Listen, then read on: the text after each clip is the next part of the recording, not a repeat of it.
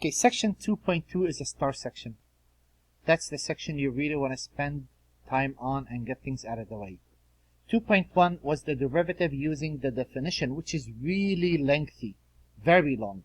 So if I go back and I look at what we did, we found the derivatives of these functions right here, if you notice.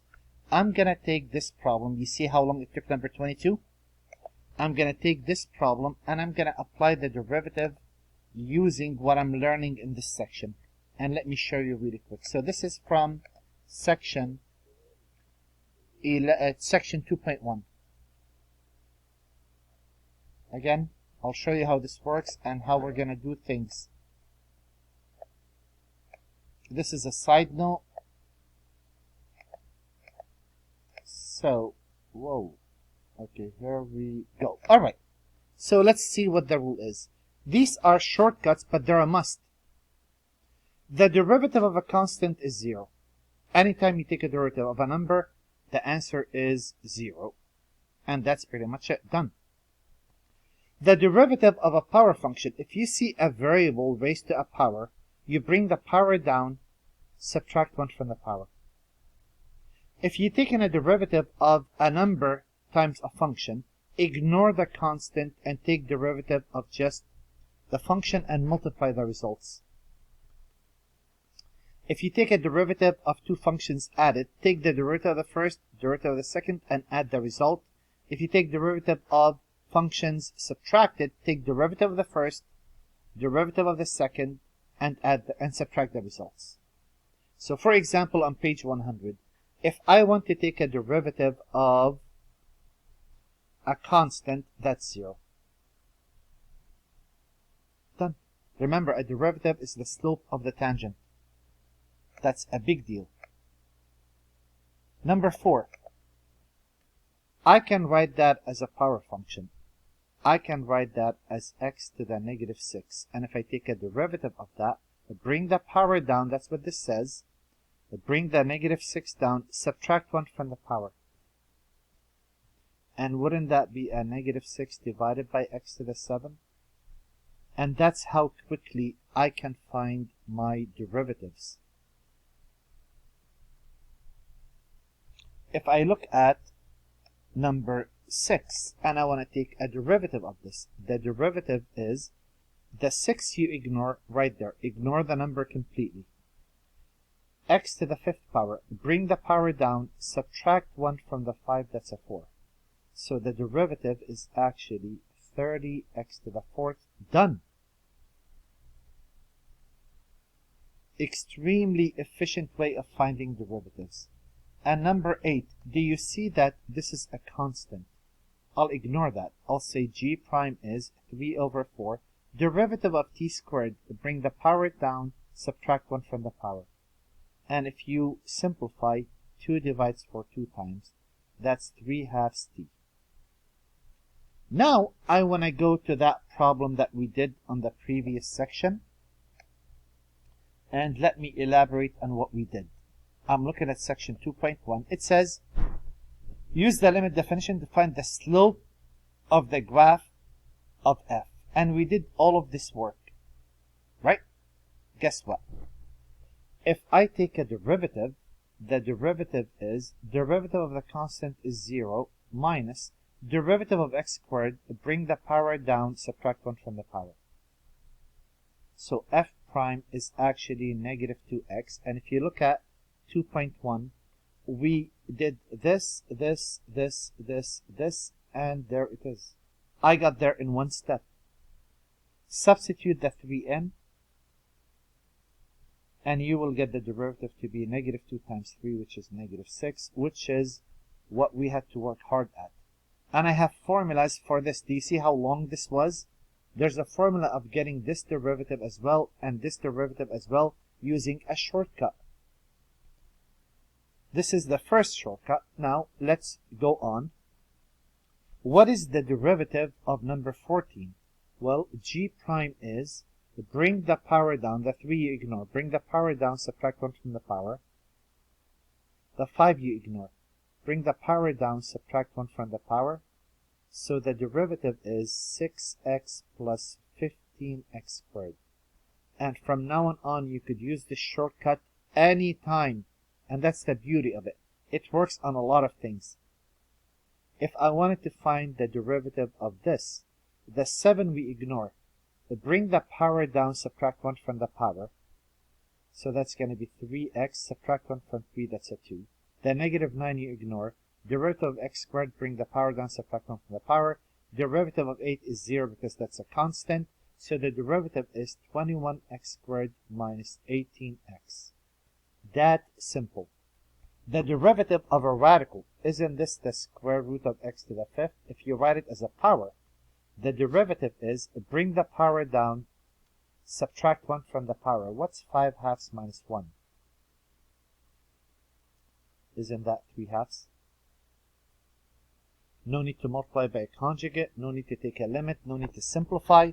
And here's supposedly a really lengthy problem. Find the slope, use the derivative, and we're not going to do that part. We're just going to do the first part. Find the slope of the graph at the given function. Well, what's the slope? The slope of the tangent is bring the power down, subtract 1 from the power. If I bring the 3 down, negative 2 times 3 is negative 6. Bring the power down, positive 5 times 2 is 10, subtract 1. And bring the power down, x to the 0 is 1. Evaluated at x equal negative 1, that would be 4 times negative 1 cubed minus 6 times negative 1 squared plus 10 times negative 1 minus 7. That would be a negative 4 minus 6 minus 10 minus 7. And f prime of x at x equal negative 1 would be negative 10, negative 20, negative 27. And that takes care of it. We did a problem like this before. Let's do it again. Remember this graph for the fossil sales? Let S be, again, we did this already in millions. We approximated the slope of the tangent. Here it says no need to do that anymore. Find the slope of the graph in 2010. In 2010, well, the slope, S prime, is actually, I'm going to bring the 4 down, but it's going to be multiplied by the 2.6. So I'm going to take 2.67538 times 4. I'm going to get 10.70152. And subtract 1 from that power, that makes that t cubed. So here, I should do that here. We just want to tackle part 8. Now we're going to get exact. Plus, if I bring the 3 down, you're going to multiply 3 times this mess. I'm going to take, making sure I copy that right, 94.0568 multiplied by 3. That is 282.1704. 1704. Subtract 1 from the power, that's t squared. Minus 2 times this, that's a 6, that's a 0, that's a 4, that's a 10, that's an 11, that's a 3, and that's a 2. There, no need for a calculator. Derivative of this, bring the power down, so that's 6002.42. T to the 0 is 1, and that's a 0. There's the derivative. So when they say, in the year 2010, they're saying when t equal 10, because remember, 7 correspond to 2007, 2010, instead of finding the slope of the tangent, I could just plug that in. Here's my calculator. 10.70152 times 10. Actually, can't I put answer? Isn't that easier?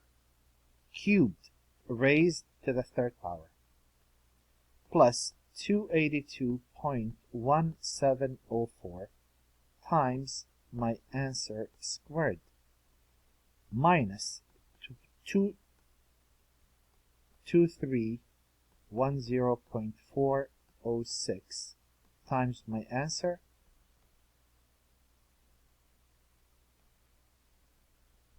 plus 2.42. And if I input 10, so if I go in, 10, enter, go back up and evaluate, and it's 21,000, 21,816, 21,816.92. And if I go for the year 2012, that means t equal 12. All what I have to do now is go back, put a 12 in, go up and enter, and it says $37,402.31. And that's how it works. So I just have to input that once, and there it is. Now my calculator could take a derivative, but we're not into that. And here we have one more problem to go. And let me elaborate really quick. This is what it says. It says, a politician, fundraiser.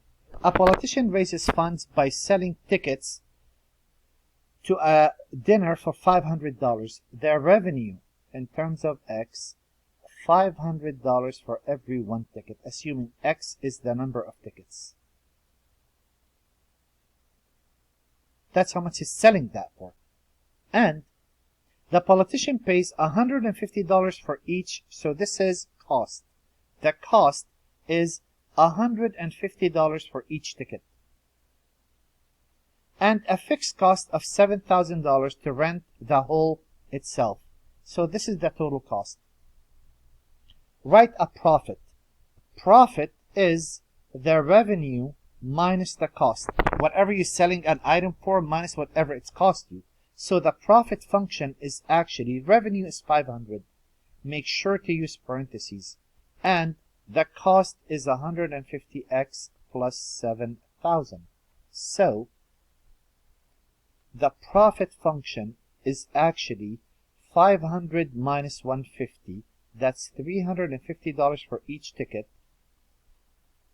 plus a loss of $7,000. There it is.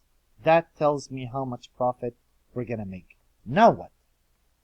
Now it's asking, show that the derivative of the profit, if I take the derivative of the profit, to bring the power down, subtract 1 from the power, that's 350 minus 0, which is 350. Right? Dollars per ticket. It says, show that the derivative is a constant. It is right there. It's a constant. And is equal to the increase in profit from the dinner sold. If I pay $150 for a dinner and I sell it for $500, isn't the profit $350 per? And there it is. And there's the homework. Extremely important homework. You should spend time on it because we're going to use that all throughout the course.